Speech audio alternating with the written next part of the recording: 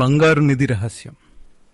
ఒకానొక అందమైన పల్లెటూరులో శ్రీను అనే ఒక పేద రైతు, కానీ చాలా నిజాయితీ గల అబ్బాయి ఉండేవాడు. అతను రోజు అడవికి వెళ్ళి పండ్లు తెచ్చి ఊళ్ళో అమ్మి తన తల్లిని పోషించేవాడు. ఒకరోజు శ్రీను అడవిలో ఒక పెద్ద మర్రి చెట్టు కింద కూర్చుని విశ్రాంతి తీసుకుంటున్నాడు. అప్పుడు ఒక చిన్న ఉడత పరిగెత్తుకుంటూ వచ్చి ఒక పాత తోలు కాగితాన్ని శ్రీను ఒడిలో పడేసింది. ఆ కాగితం తెరిచి చూడగా అది ఒక బంగారు నిధికి దారి చూపే మ్యాప్ అని శ్రీనుకు అర్థమైంది. అందులో ఒక పెద్ద గుహ, ఆ గుహలో మెరుస్తున్న బంగారు పెట్ట బొమ్మలు గీసున్నాయి. గుహ వైపు ప్రయాణం. శ్రీను ఆ మ్యాప్ పట్టుకుని గుట్టలు లోయలు దాటి దట్టమైన అడవిలోకి వెళ్ళాడు. దారిలో ఒక నక్క ఎదురై, "ఏంటి శ్రీను, ఎక్కడికి వెళ్తున్నావు?" అని అడిగింది.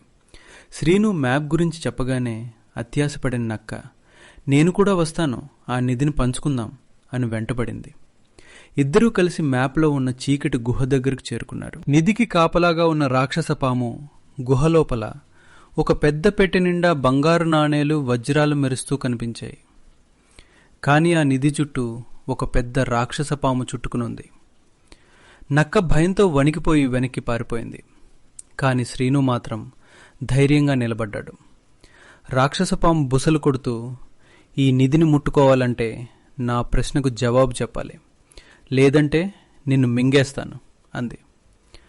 "ప్రపంచంలో అత్యంత విలువైనది ఏది?" అని అడిగింది.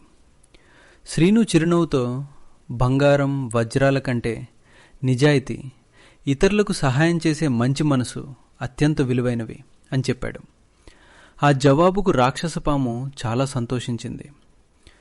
"నీ మనసు చాలా స్వచ్ఛమైనది శ్రీను, ఈ బంగారు నిధికి నువ్వే సరైన అర్హుడివి" అని చెప్పి దారిచ్చింది. శ్రీను ఆ బంగారు నిధిని తీసుకుని ఊరికి తిరిగి వచ్చాడు. ఆ నిధితో తన ఊర్లో పేద ప్రజలందరికీ ఇల్లు కట్టించాడు. పిల్లల కోసం ఒక పెద్ద బడిని ఏర్పాటు చేశాడు. ఊరి వాళ్లంతా శ్రీనుని ఎంతగానో మెచ్చుకున్నారు.